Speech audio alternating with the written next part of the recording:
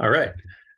Well, good morning and good afternoon, good evening to everyone who's joining us today. My name is Adam Keefe. I'm the director of the accountability program at Human Rights First.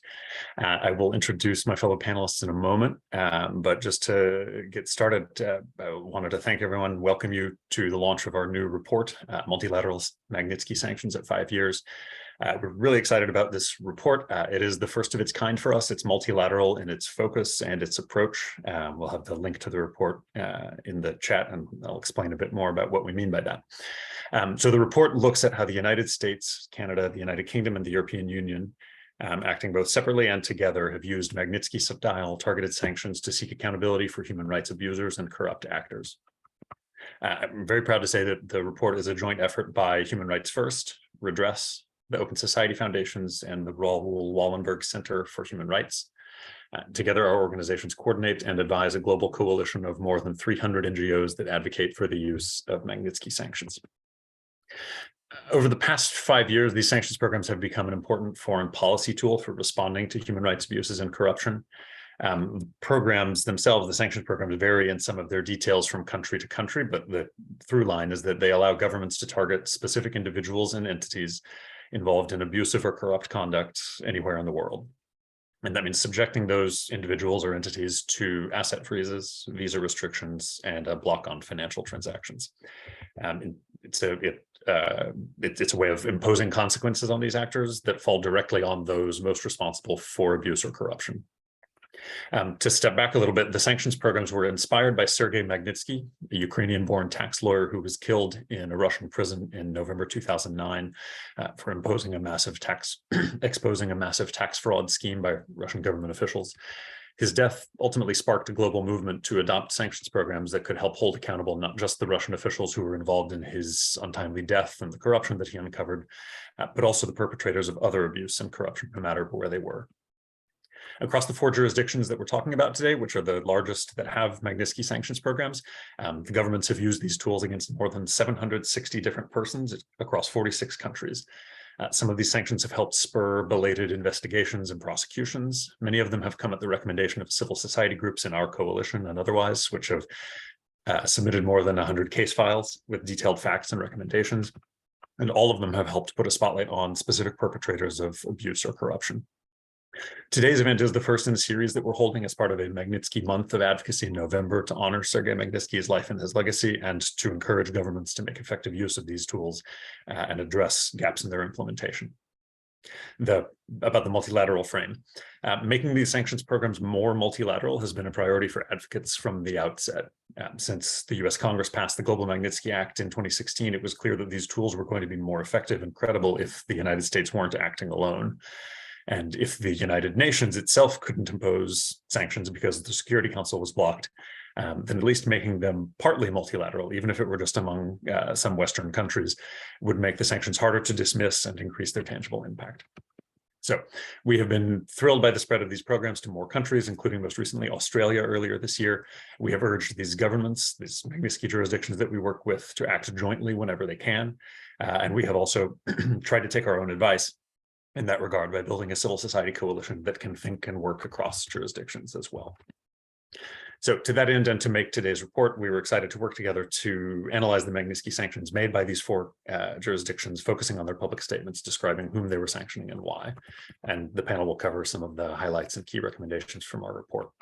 We'll break the topic down into a few subtopics for initial discussion, and then we'll proceed with questions and answers from the audience. Please feel free to submit questions in the Q&A feature at any time. We'll talk first about collaboration, how these jurisdictions are and are not collaborating to impose sanctions multilaterally, and how they're engaging with civil society. We'll talk about country focus, in which regions have these jurisdictions been targeting abusive conduct, and what are those targeted, what do the countries have in common? We'll talk third about corruption, what more needs to be done to use these programs to effectively tackle it. And last, we'll talk about substantive omissions, what substantive gaps have existed in the types of abuses and the victims that the sanctions are being used to address. That's a lot, and we have an hour, so I'll get quickly through the introductions. Tika Tsersvadze is a senior policy analyst on EU foreign policy at the Open Society Foundations in Brussels. She's responsible for analysis and advocacy on EU sanctions policies and has expertise in EU's human rights policies and external action and civic space. Natalie Lucas is a legal officer at Redress in London. She coordinates Redress's work on anti-corruption sanctions in collaboration with the UK Anti-Corruption Coalition, including by helping partners develop sanctions recommendations and conducting workshops for civil society organizations. Brandon Silver is Director of Policy and Projects at the Raoul Wallenberg Center for Human Rights in Montreal, Canada. He serves on the legal teams of Prisoners of Conscience and provides strategic counsel to governments, parliaments, and international organizations. And last but not least, Amanda Strayer is the Supervising Staff Attorney for Accountability at Human Rights First in Washington. She helps coordinate the Targeted Human Rights and Anti-Corruption Sanctions Coalition and partners with NGOs to develop sanctions recommendations for the US government.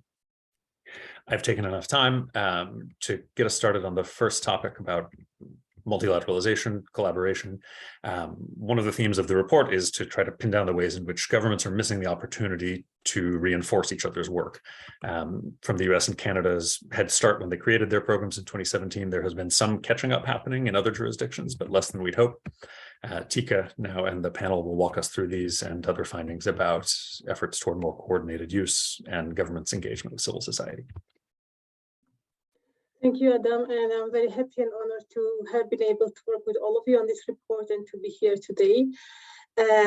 Straight to your question, I think you have alluded in your introductory remarks why there has become such a need to use targeted sanctions more multilaterally, and inability to use sanctions, to use UN mechanism for sanctioning, especially UN Security Council, which has become blocked for this. And probably more relevant for today's discussion, we have not really seen UN Security Council has adopted ever the sanctions in response to human rights violations, not least for the corruption.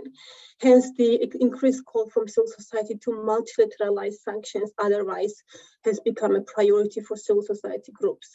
Sanctions are one of the most consequential policy instruments that jurisdictions have at their disposal to respond to human rights violations and corrupt actions. And the impact and legitimacy of sanctions are multiplied when more than one jurisdiction responds to specific violation or to specific individuals. And three core messages why we are advocating for multilateralization of the sanctions, why it's so important and impactful is, firstly, to increase the economic costs for the perpetrators, to cut them off from the Western financial system simultaneously. It is an opportunity for jurisdiction to send united condemnation for given violations, and it can also build pressure for domestic accountability where this is possible. So these three main messages are why we are advocating for increased multilateralization of sanctions. As to the factors why the multilateralization has been rather slow than we have anticipated, I think there are the legal considerations, the frameworks of the different jurisdictions are differently designed, but there is a lack of political resolve, I would say. Based on the data we have analyzed today in the report, out of the 761 total unique designations, we have seen between UK, US, Canada, and EU, we have seen multilateralization only on 11% of cases where another jurisdiction has multilateralized sanctions. And most of the multilateralization we have seen to date is by two jurisdictions, and most of it has happened the last 2 years following the UK's and EU's adoption of the similar programs.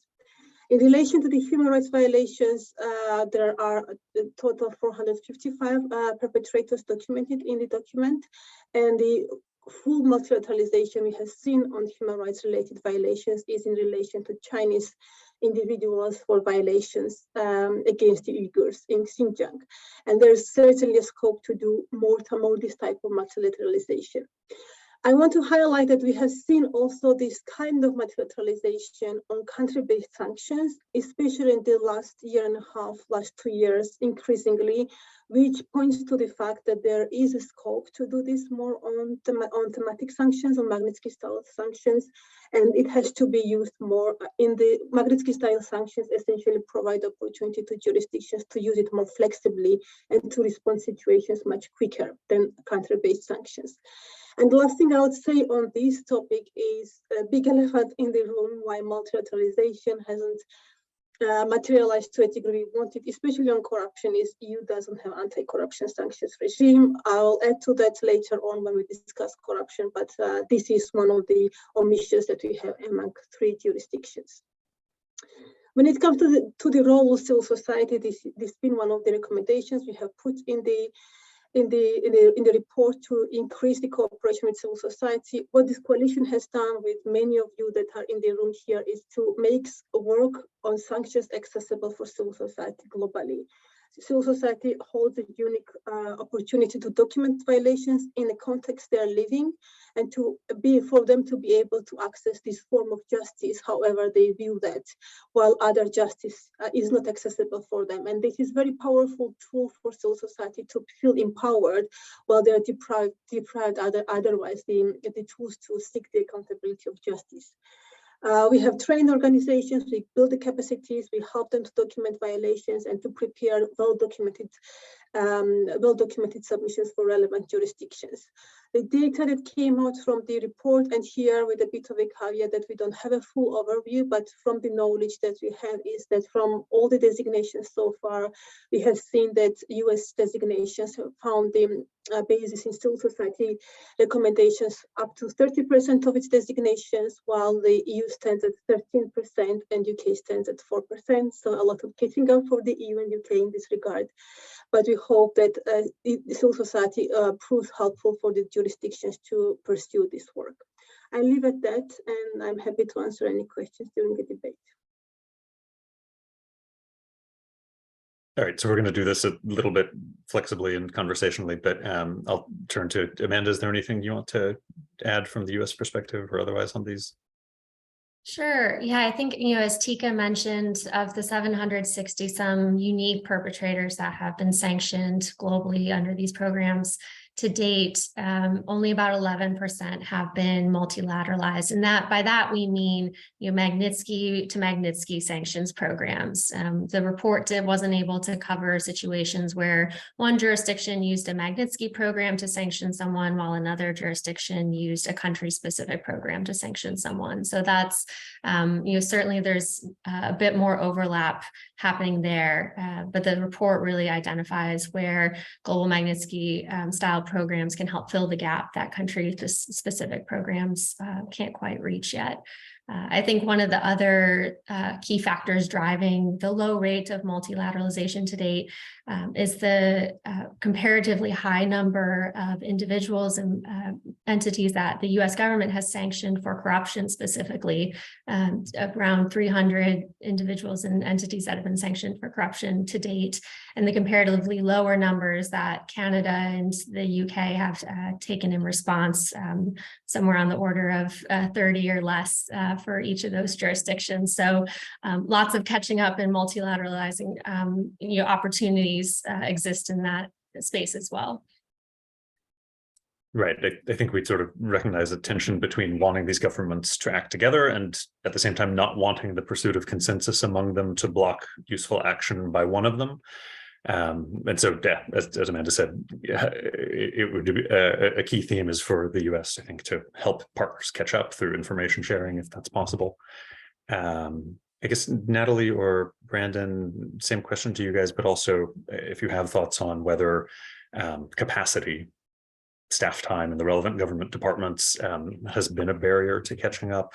I guess more for Natalie or to responsiveness to civil society. Tika mentioned that differences in the legal authorities and sanctions criteria could be one. I'm curious if you have thoughts on capacity too.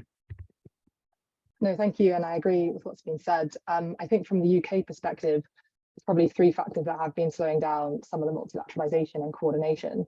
First, as you point out, is definitely resource. I think since the beginning of the Russian invasion of Ukraine, we've seen the sanctions directorate at the Foreign Office triple in size, which is quite a big change from what it was when these regimes were first put into place in 2020 and 2021. But what we do want to see more of is obviously this resource being expanded beyond just country-specific programs to be looking at these more thematic issues. And so that's something that we've been talking to the government about, and we would hope to see more of, so that those lessons learned by the country-specific teams can also be shared across Magnitsky-style sanctions regimes as well.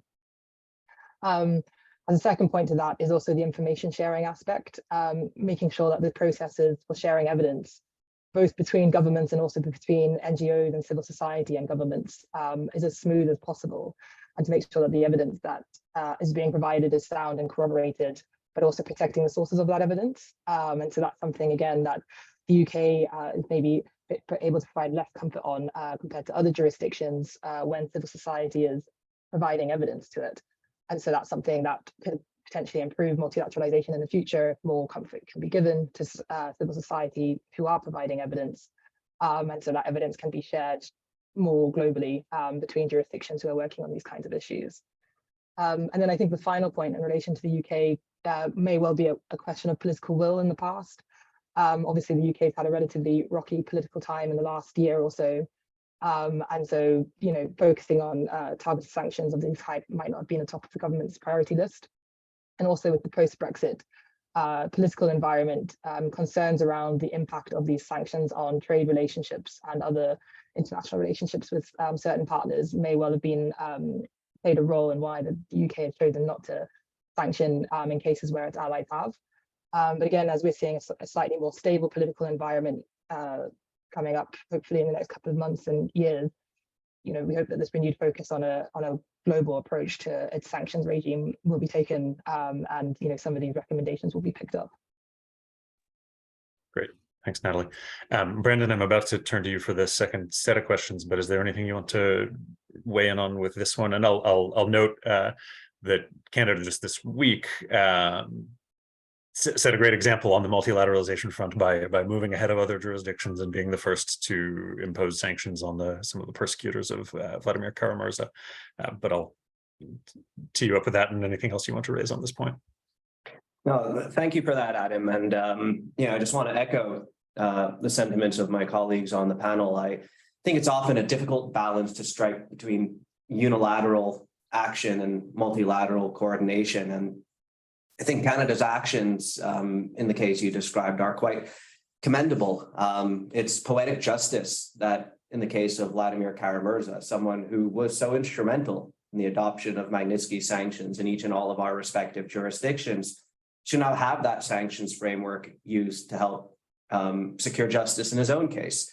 And as Natalie was saying, the criminal aggression of Vladimir Putin and the state of Russia vis-a-vis Ukraine, I think really exposed to the world how urgently multifaceted set of tools are needed, and sanctions being foremost among them.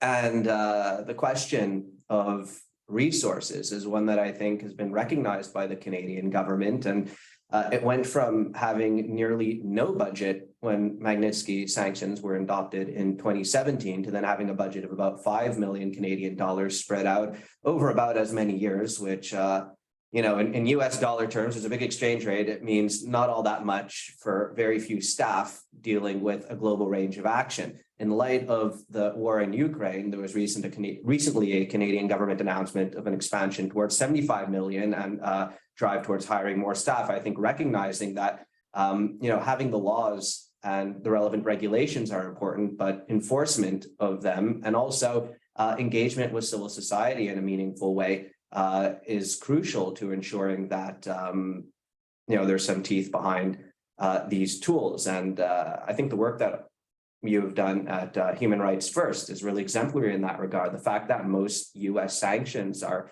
by virtue of some of the actions you've taken, I think are a testament to the effectiveness of civil society action. So thankfully, the Canadian government is recognizing that and putting more resources and tools into that sort of engagement. But I think that's a good segue to the discussion of the geographic reach of sanctions, because while they've taken action on Vladimir Kara-Murza's case and we're waiting for other jurisdictions to follow suit, the Prime Minister made an announcement at the start of the G20. And I understand that, we are just in the Baltics and where Vladimir's case is being closely followed and that they're going to be taking action.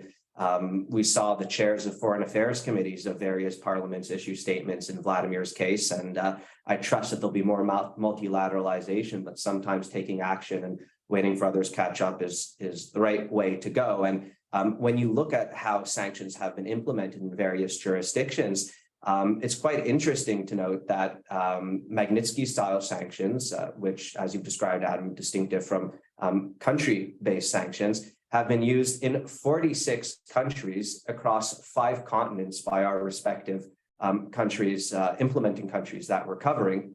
The US being by far the most jurisdictionally or regionally prolific in implementing sanctions in 40 different countries, the UK in 18, Canadian government in 8, and the EU on 6. But while it's been seemingly used in every region in the world, there are significant disparities in terms of quantity. By far, and this is true across the board for all of our countries, it's largely been in Europe and Eurasia, which is understandable given the crisis that we're witnessing today, and even genocidal acts. But when one considers those criteria, the listings that have been used for implementation in Europe and Eurasia, which the breakdown being 38% of US sanctions, 45% of Canadian, 52% of UK, and 43% of EU. So it's, for most of our countries, nearly half of the sanctions are focused on Eurasia, being some variation of Russia, the occupied parts of Ukraine, Belarus, and such.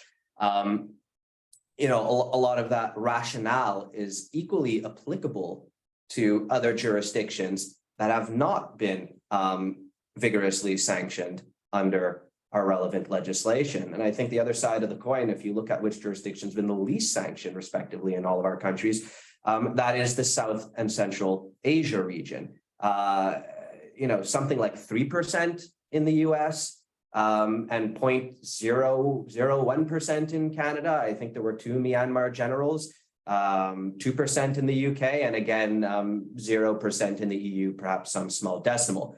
And again, looking at some of the crimes without going into too great of a specificity, if you look historically at the impact that sanctions can have in democratization and helping human rights defenders and combating corruption, including in the Asia region, some of the liberalization that we had seen in Myanmar years ago was credited by many to the imposition of broad sanctions. And given that there have been calls for targeted sanctions in the case of acts of genocide, which many of our countries have recognized by instituting action at the International Court of Justice. Canada has intervened formally in that case. There's investigation at the International Criminal Court. So in light of formal recognition by some of our countries of these sorts of acts, it's quite a contrast to see that sanctions have not been implemented here as a tool. And Myanmar is one example, but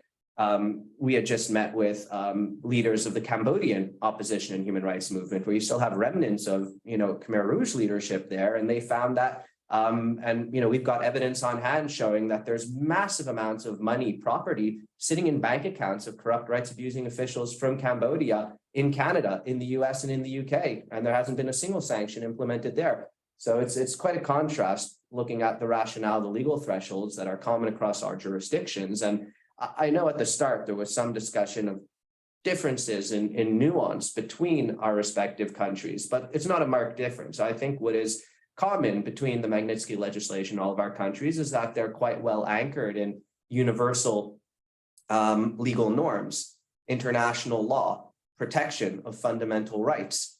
And the fact that those are being breached in such a clear and compelling way in some jurisdictions, but receiving no sanctions implementation, I think really calls out for a significant governmental review and action accordingly. And, I won't go into the anti-corruption components. Adam already touched on that. The US has really been a leader in that regard. Most other jurisdictions have not, which, lends itself to a discussion of multilateralization. If it's only really the US doing this, there's a missed opportunity, I think, to ensure that the illicit assets and the corrosive influence of these types of capital entering our markets, entering our democratic institutions, is not only an act of complicity in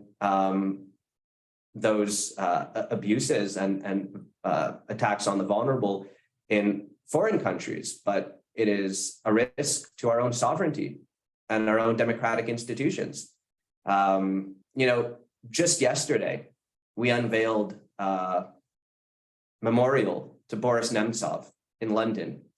And he, like Vladimir Kara-Murza, who is now in prison for calling for Magnitsky sanctions and opposing the Ukraine war, Boris Nemtsov, I remember, had come to Ottawa and said that there is no more pro-Russian legislation, pro-Russian people than Magnitsky sanctions, because it ensures that those who are harming the rights of Russians, who are stealing their money, cannot enjoy the rights and freedoms in Canada, or when he appeared in the UK, in London, or in Washington, that they deny their compatriots at home. And I think we aren't really living up to what Boris Nemtsov had called for. And it's since been, becoming, I think, Magnitsky, the most important tool for universal justice and for anti-corruption action. And the fact that we haven't, any of our jurisdiction, whether unilaterally or multilaterally, done enough in many parts of the world, nor on anti-corruption at all, is not really honoring the legacy of Nemtsov, who sacrificed his life to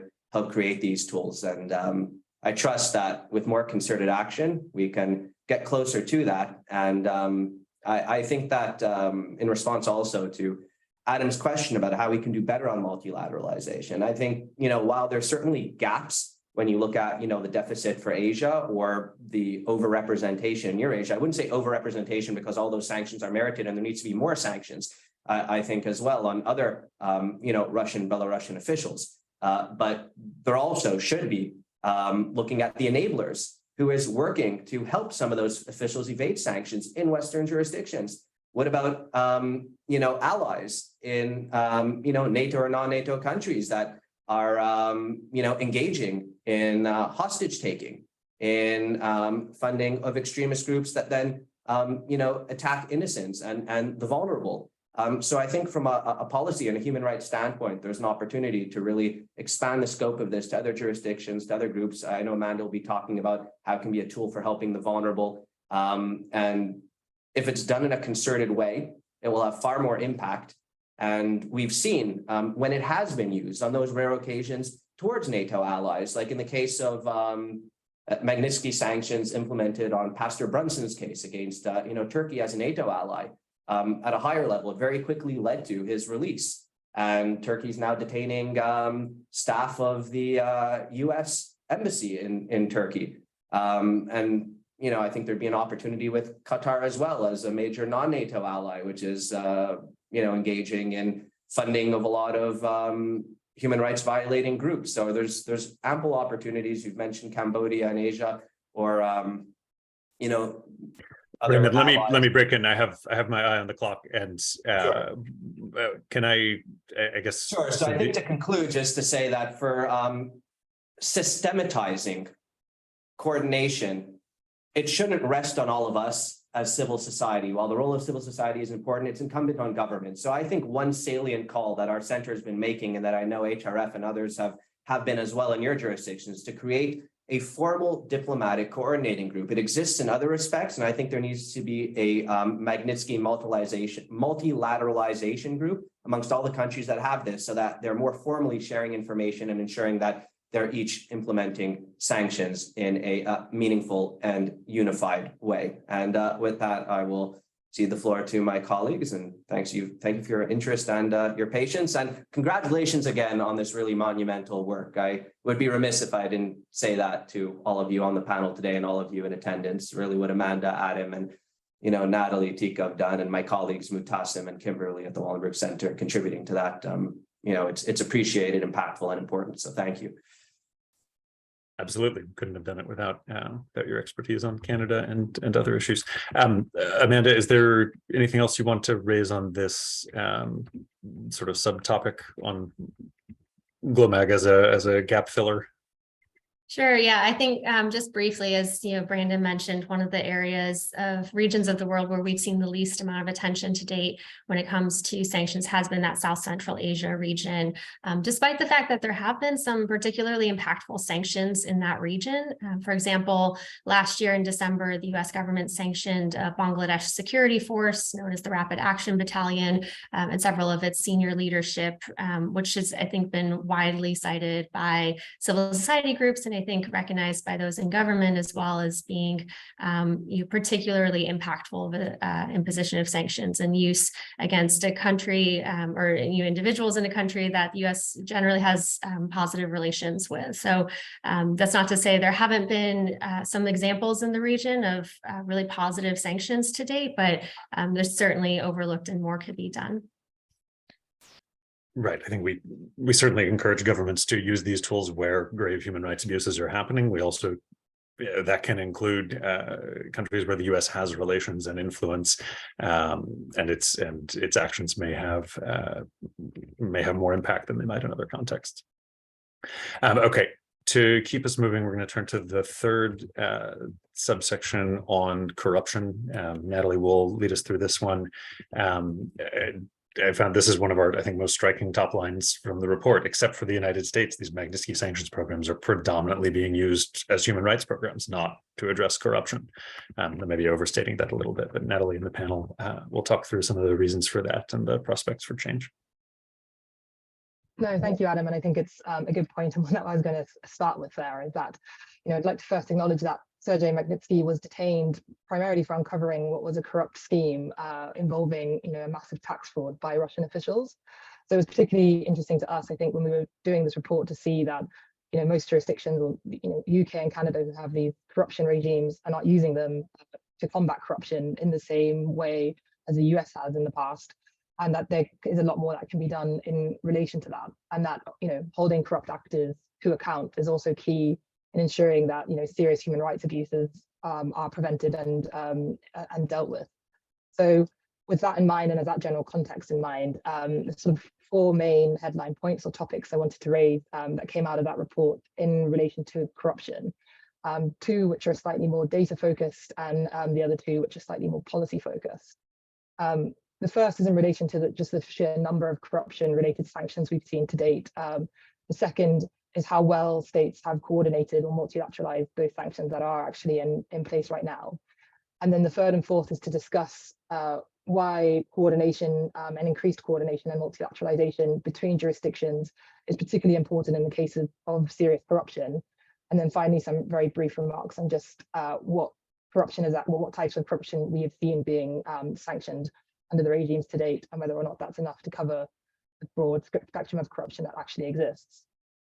So in terms of sort of the numbers that we've been seeing, as the rest of the panel has alluded to already, the US is by far leading the number of sanctions in relation to corruption compared to the other two jurisdictions. They have about 299 sanctions in relation to corruption, which sort of pales in comparison when you look at Canada, which has 31, and the UK, which has 27. The EU obviously doesn't have a regime specifically related to corruption at this stage, although we've been hearing of promising developments that hopefully will one day lead to such a regime, which I'm sure Tika will probably touch on later. But even so, the ones that do have regimes right now, we're not seeing them being used to their full potential. So the UK's regime is obviously the newest, and it came in to force in 2021. So a year after its human rights regime, and so the fact that only 27 designations have been made under it, when the majority have been made under the human rights powers, is concerning. We've also not really seen any new designations under the corruption regime since June 2021. So it's really a power that hasn't been used since it was brought into force. Which kind of brings me into this sort of question about coordination and multilateralization in terms of what's actually been done with the sanctions that are currently in place. And when we look at the data for that, the picture is still also quite stark. So only 6% of corruption cases have been sanctioned multilaterally or in coordination. And so when you compare this to human rights, although not much better, human rights cases, about 15% or so have been multilateralized by one or more jurisdictions. So again, corruption is failing quite a lot compared to its human rights and just in general. Particularly interesting is that there is not one corruption case yet that has been covered by Canada, UK, and US. So far, the coordination that we've seen has only been between two jurisdictions. So the UK has been quite good in this regard and has sanctioned sort of in coordination with the US cases such as the Gupta brothers in South Africa, or Al Cardinal in relation to South Sudan, as well as some actors in relation to in jurisdictions in South America. And then Canada and the UK have sort of coordinated some of their sanctions for corruption in relation to the Russian fraud scheme, which was actually uncovered by Sergei Magnitsky. But the small number of coordinated sanctions still really highlights that jurisdictions should be cooperating more closely in relation to corruption.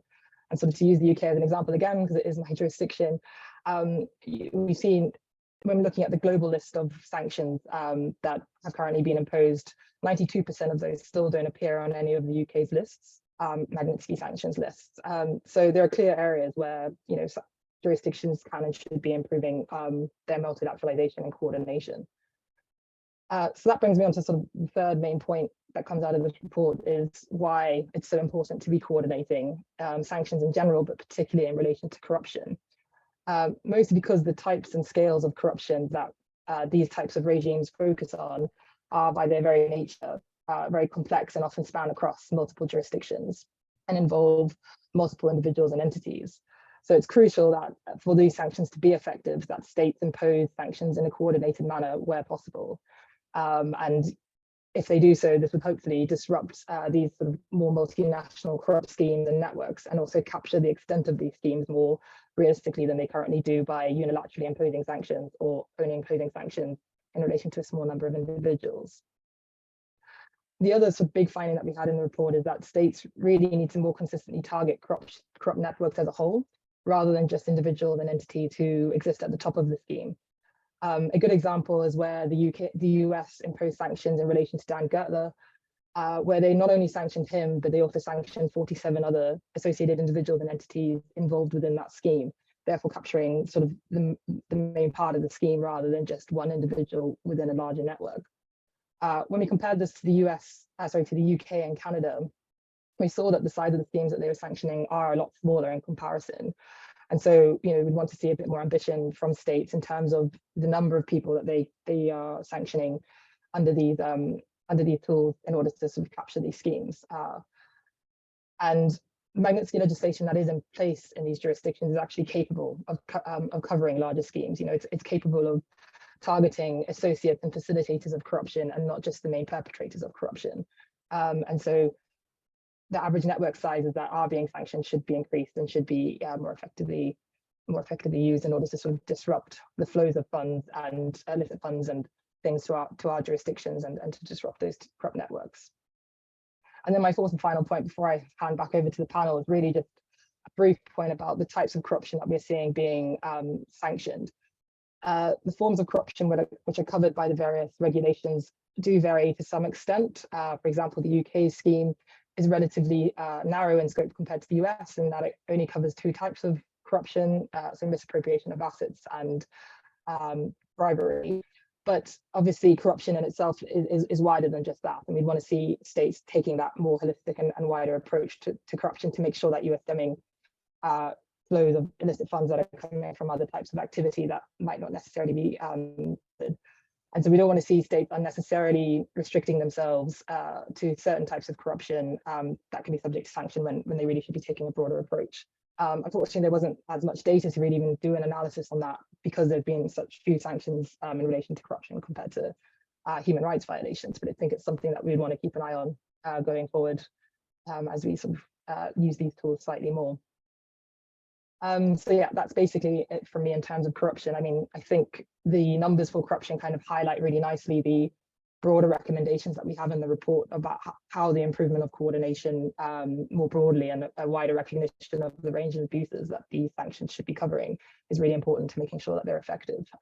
So yeah, with that, I'll hand over back over to Adam and to the rest of the panel. Great. Thank you, Natalie. Yeah, I mean, just a question to the other panelists. If you have a sense of why your own particular jurisdiction are either so focused on or not focused on corruption with a specific angle for TICA. I don't know if you want to preview the event you guys are putting on next week or briefly talk to that as well. Sure, thanks, Adam. Very quickly to chime in on the EU side. EU doesn't have a thematic anti-corruption sanctions regime. As you know, it's not novice to using anti-corruption sanctions. It has had in place since 2011 so-called misappropriation of state funds regimes on Tunisia, Egypt, and Ukraine, which didn't go very well. There's no time now to go down in those regimes, and there is a Lebanon regime, which is a country regime with the corruption as a theme in it. We have seen now in September, Commission President Ursula von der Leyen has announced during the State of the Union address that EU will adopt anti-corruption sanctions. This is a political statement which needs to be followed through, and we expect the EU will adopt such a regime in the next year or two. I would like to build up what Natalie said, the transnational nature of corruption, and this is probably why EU needs to join the like-minded partners in the UK, US, and Canada, because corruption is transnational in character. It's done by the corrupt actors, and it's unlikely we or policymakers can expect that anti-corruption sanctions will result in a behavioral change of targets, but it is really designed to cut their access to the Western financial markets and to use the Western financial markets not only for their benefit, but also to undermine trust in the Western democratic institutions by the population. So this would be my, in a nutshell, explanation why EU urgently needs to adopt anti-corruption sanctions to join its like-minded partners. There are other issues, such as, for example, thematic regimes in the EU are much less political to adopt. As you know, in the EU, you have 27 member states that have to give a consensus for sanctions. If the regime is thematic, there is less politicization of the sanctions than when the regime is geographic or country based. So there is a benefit for the EU to have a thematic approach to anti-corruption. Thanks. Yeah, Brandon, do you want to go? And then Amanda, I'll hand off to you for the last segment. Yeah, sure. Just 2 points on Canada. And I mean, Tika, that's really wonderful news and a credit to the work you're doing with the EU. So while sanctions have not been implemented vigorously relating to corruption, there is 2 other frameworks which have been used, non-Magnitsky, but I think, worth noting for the context of this panel. One is, it's an indictable offense in terms of our earlier discussion on enablers. Anybody in Canada, whether they're Canadian or not, can be prosecuted. Many have been for engaging in or facilitating acts of corruption.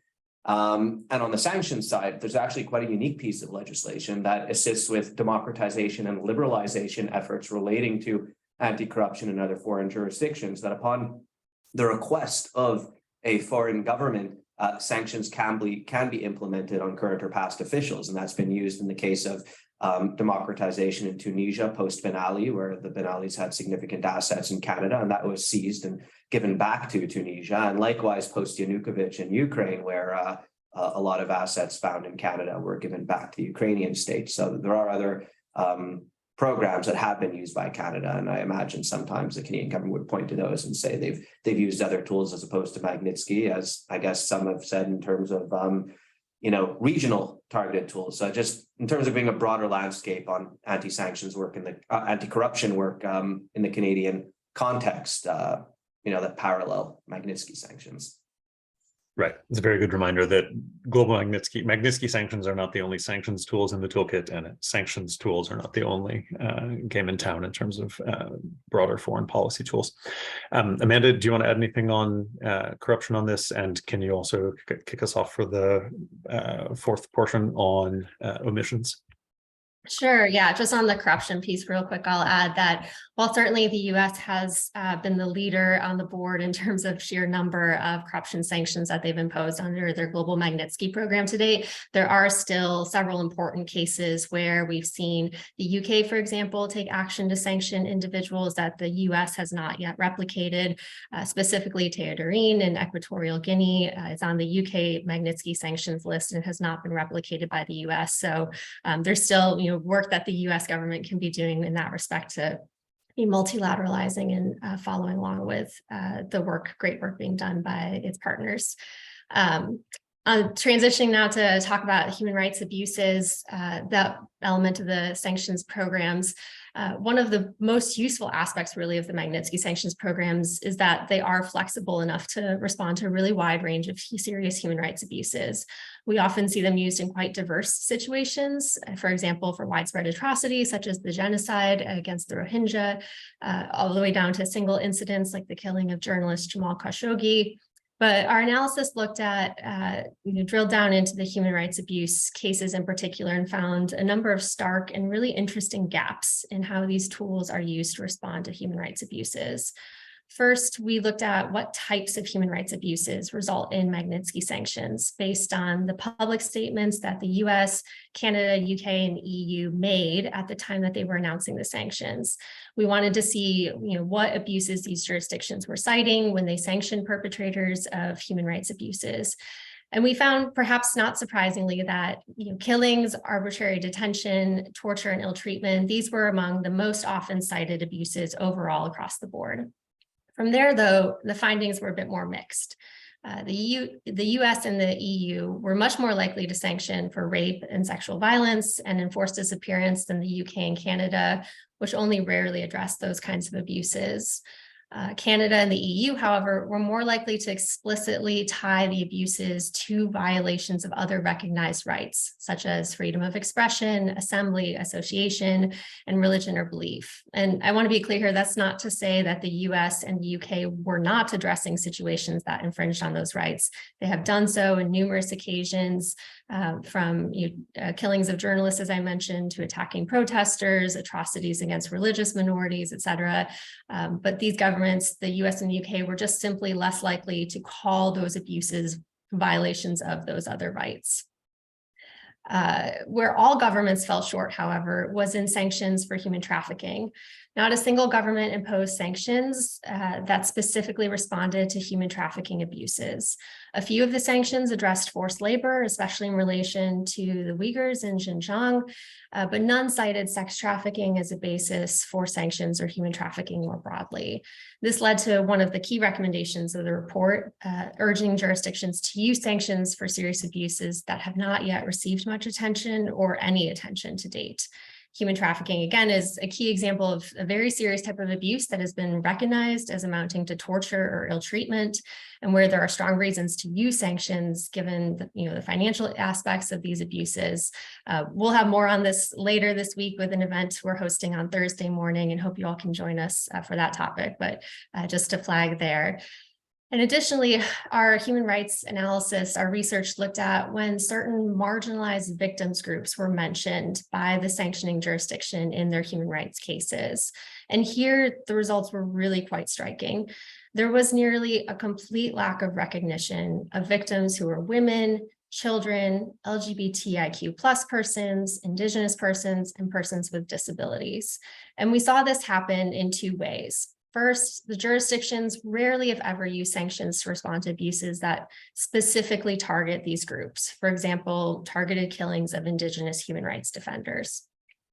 Yet even when these groups are part of a greater class of victims, such as genocide against the Rohingya, these marginalized groups are less likely to be recognized in the statements announcing sanctions by these different jurisdictions.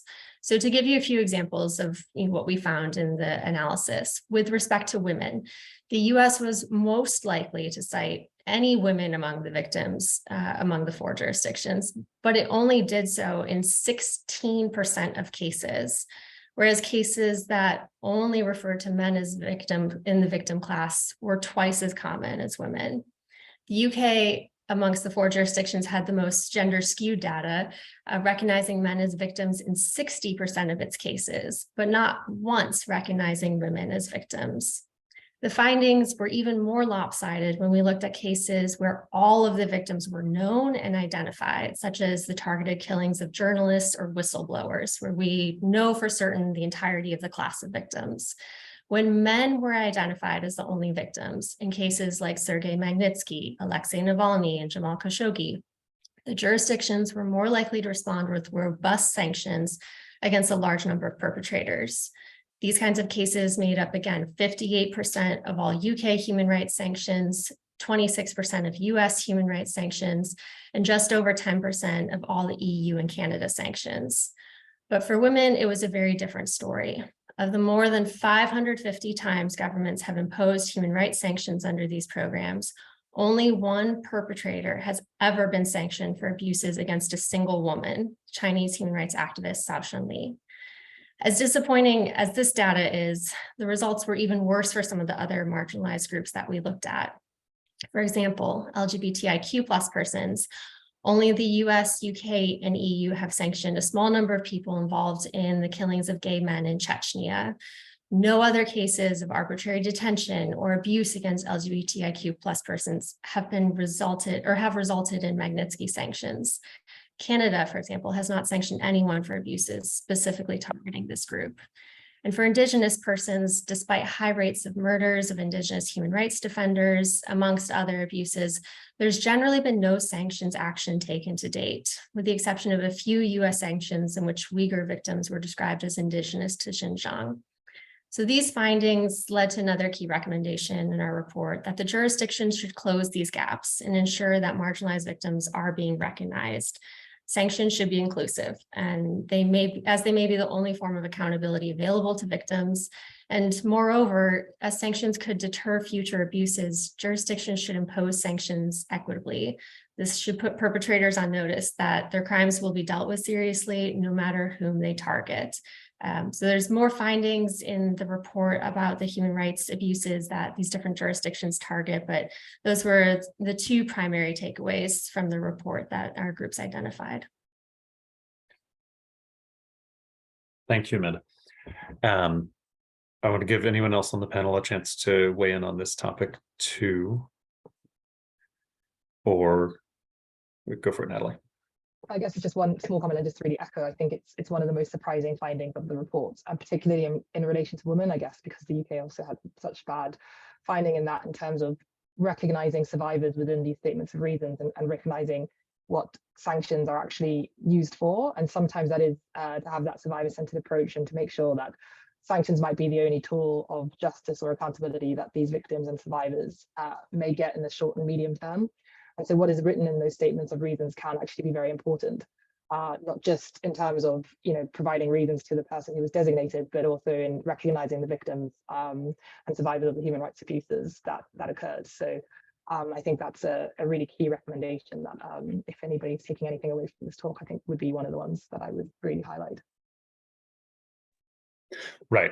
And again, going back to the global scope and nature of these programs, these tools can be used to impose consequences on perpetrators of abuse anywhere in the world, and for almost for a wide range of violent abuses. And so we encourage governments to be proactive, inclusive, and creative in how they implement these programs. We have about a little over 5 minutes left. I'm going to grab a couple of questions from the Q&A field and put them to the panel. If folks will allow, I'll probably spill maybe 5 minutes over to give everyone a chance to give some parting shots as well. So again, I can't take all of them, but one of the questions is a specific one that I'll make general. The question is, how can civil society advocate for sanctions actions with respect to the serious human rights abuses in India? Situation where Magnitsky jurisdictions have not weighed in with these tools, but where undoubtedly serious human rights abuses are taking place. I think the question can be asked more broadly about other countries, countries with which the US or these other jurisdictions have sensitive diplomatic relations. So I'll put that one out. And then also one of the questions is why the EU and the UK have had lower impact rates in terms of responsiveness to civil society recommendations than the United States. So I'll put that out there. Any first takers? I guess with just a methodological point on the last one, like we put those figures out there with a grain of salt. I mean, these are estimates. We try to be careful about how we frame them. Like our U.S. estimate is around a third of the GLOMAG sanctions appear to have had a basis in recommendations from the civil society coalition. That's obviously limited by what we know about who is putting in recommendations, and we're not, ultimately claiming like a definite causal effect. We're trying to connect the dots in the big picture. So we offer those with a grain of salt. Any takers? I can take on the EU side, maybe to respond to a degree. It's very similar to what Adam said about the EU. This number 13% is only what we know. Probably the number can be much higher if you look at the country regimes. One of the reasons it's low number probably is related to the fact that it's a relatively new regime. It's been in force since a bit more than a year, and it's not very well populated. As you have seen, only 23 designations have been made. So hence the low number is related to that.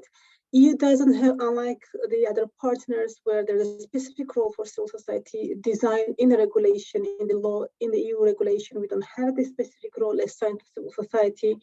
This said, it has an open door policy with civil society and has been very welcoming to accept recommendations from different groups, including from the members of this coalition.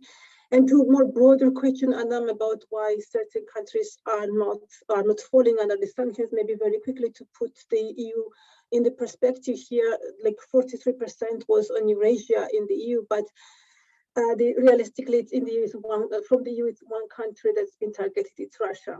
From the European perspective, Central Asia is also part of Eurasia, but if you look, but Belarus is not part of it because Belarus has country-specific regime. So if you look at this number, that is only one country targeted in this big region where there can be more done, it is quite striking, and obviously more can be done to use this instrument, which was designed to be more flexible and more responsive to the violations that take place globally.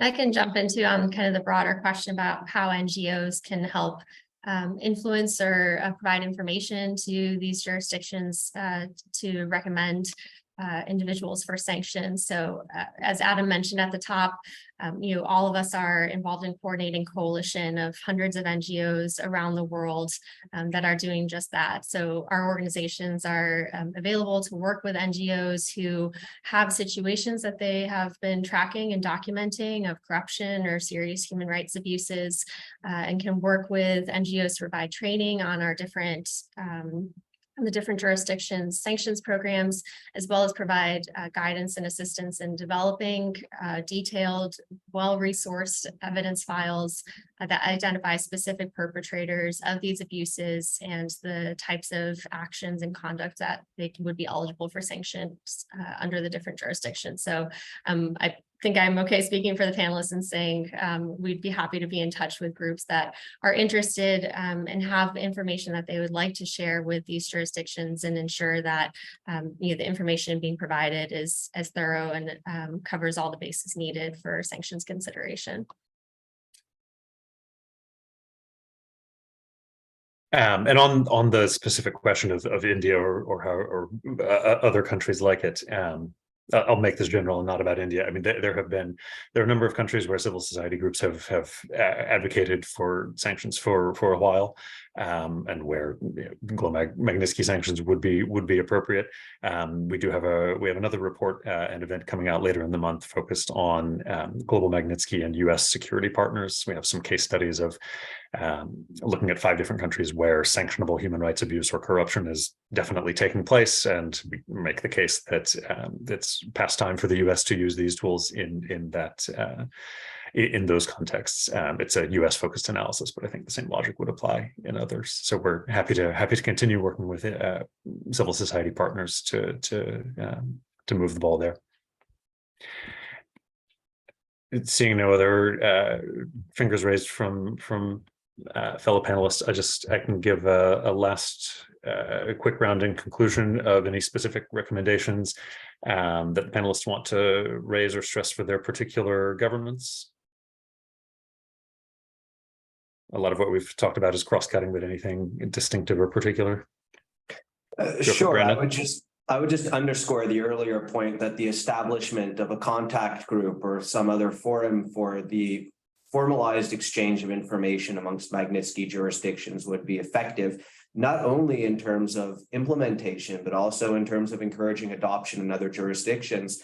we're in touch with various parliaments looking to pursue Magnitsky. And as we each experienced in our own home countries, there's often significant pushback from whether it's malign actors or other interests, and having support diplomatically, not only from the civil society coalition, but from such a contact group, I think would really be a catalyst for more meaningful multilateralization, not only amongst our countries, but bringing more into the fold. So that kind of contact group for both encouraging more adoption and implementation can be helpful. And another suggestion that came to mind, both for Canada, but more broadly, touches upon the question you received from the panelists about the marked distinction between U.S. engagement with civil society groups and other countries. And I think that's also a consequence of the way the system's been set up and the way the legislation has been framed. We've tried to mitigate some of that by, at least in Canada, the opacity that surrounds sanctions implementation and engagement with civil society by the government by encouraging, as our colleagues in the UK have done, the establishment of an all-party group of parliamentarians who can take up these civil society submissions, can ask questions of the government in question period, which is unique to our parliamentary systems in the UK and Canada, but which does inject a bit more transparency into the process and basically leveraging legislative tools. So I think an important recommendation would be that, again, this shouldn't be falling on civil society to be building these institutions ad hoc, but for the government to formalize them domestically in Canada, in the UK, and create mechanisms for responsiveness towards civil society, towards more public engagement, and towards explanations about perhaps why or why not sanctions are being implemented, which I understand in one iteration of the US Magnitsky laws is actually embedded in the legislation and creates this dialogue between legislators, the public, and the government. And more granularly, my final point, there's a number of recommendations, but one salient one for the purposes of this report is that as our team at the Wallenberg Center was undertaking the research within the Canadian context, we realized just how widespread that lack of transparency and opacity is, even in terms of announcements. There's oftentimes voluminous information, a lot of data that the government has about these abuses, about the implementation, but which is kept internal. And not only that, also about the assets held in Canada. So in terms of transparency, in terms of research, in terms of justice for victims and accountability for violators, it's essential to be sharing more of that data with the public. So I think that's one key point that came out of this endeavor. Yeah, that's a good point. And obviously a lot of the coordination among governments, I say this as a former bureaucrat, happens behind the scenes. But in practice, one of the takeaways from this report is that whatever information sharing or passing back and forth of evidentiary materials to help from one jurisdiction to another has not yet moved the needle in a big way in terms of helping governments catch up with each other or producing more multilateralization as we see it. Any final comments? I think from the EU side, just I'll add two things to say that EU has to step up its work with like-minded partners on sharing exactly what you said, Adam, to share files and to work closely with them. And to really diversify list, it's absolutely not all right to have 43% designations stemming only from one country, even if you look at it as a region. And there are so many situations in the world that you could have responded with this instrument. And I hope in the next year, which is the year when it's going to review the global human rights sanctions regime, will be a moment when you will step up its use of this regime, because it will be also crucial in the discussions on anti-corruption sanctions regime, why to have such a framework if they are not going to utilize. So it's for the proponents of anti-corruption sanctions, it's very important to utilize human rights sanctions regime properly. Natalie, you had come off mute. Before you go, there was a request in the Q&A box for the panelists to put their email addresses in the chat if they're willing to, so that folks can reach out with questions or to collaborate. So having said that, Natalie, anything you want to? Yeah, I think just the final thought from the UK side, which obviously echoes everything that everyone else has said on the panel. And I think from the UK side, I think the report really sort of sets out what was quite a relatively strong start from the UK in terms of its use of its Magnitsky sanctions powers when they first came into force. But has really seen a slowdown in the last year or two, partially for reasons outside of our control, but also I think because some of that lack of focus hasn't been returned to the Magnitsky sanctions. And so I think we would really want to see that increased engagement with civil society in general, but also an increased re-engagement by the government with the use of Magnitsky sanctions on a global level, rather than just focusing on specific country issues, and sort of recognizing that sort of broader power that Magnitsky sanctions can have. And as part of that re-engagement with these tools, to sort of take some of these recommendations, particularly in relation to sort of marginalized victim groups and in relation to size of corrupt networks that they're targeting with these sanctions, and sort of take that going forward as lessons learned from what was a strong first start to the process and has since been a pause, and sort of implement that in what will hopefully be a more active program going forward. Great. All right. Amanda. Sure. Just rounding out from the US perspective, I think, in addition to what I was sharing earlier with respect to improving the diversity of the types of human rights abuses that are being sanctioned, and being more proactive in identifying situations where marginalized victims are being targeted for abuses, and pursuing sanctions and with respect to those cases. I think one of the other key findings from the report, which Adam has also touched on, is that the US should be paying more attention to patterns of abuses perpetrated by the governments of countries that it considers allies or security partners. As I mentioned, we saw very impactful sanctions against a security force in Bangladesh last year for extrajudicial killings and enforced disappearances. But despite civil society advocacy in a number of different areas, the US has not used sanctions to address serious abuses in other partner countries such as Egypt, the Philippines, Mexico, et cetera. So, we'll have more on that topic in a little bit, but just wanted to flag that. And then finally, our NGO coalition really greatly values the working relationships we've built with the US government, and the fact that roughly a third of US global Magnitsky sanctions have had a basis in those recommendations from our coalition. And we continue to welcome further engagement with all governments, especially on helping to address some of the gaps we've discussed today. Yes. All right. Thanks, everyone, I appreciate the audience letting us go almost 10 minutes over the scheduled time. And even with that, we haven't been able to get to a lot of the questions. So do feel free to reach out to us. A lot of us have placed our email addresses in the chat box. Yeah, just to wrap up. So obviously, we're keenly aware that Magnitsky sanctions are not a magic wand. They're not the only tool in the foreign policy toolkit to promote accountability, but we do see them playing an important role, filling important gaps, and helping governments make use of the leverage that they have to promote accountability. And in service of that, we'll continue to seek increased multilateralization among Magnitsky jurisdictions where they exist, and also the spread of Magnitsky tools to additional countries in the future. And as a final thought, these tools are especially valuable because governments have often been receptive and even responsive to input from civil society. And as Amanda said, we hope that will continue and increase. We appreciate again, as a former bureaucrat, we understand and appreciate the work that goes into making these tools function. And we look forward to continuing to work with governments and with civil society partners around the world to make them more effective. Thanks for everyone for their time. As Amanda mentioned, we have Human Rights First is hosting another panel on Thursday morning at 11, focused on global Magnitsky and human trafficking. Hope folks will sign up for that. Thanks, everyone.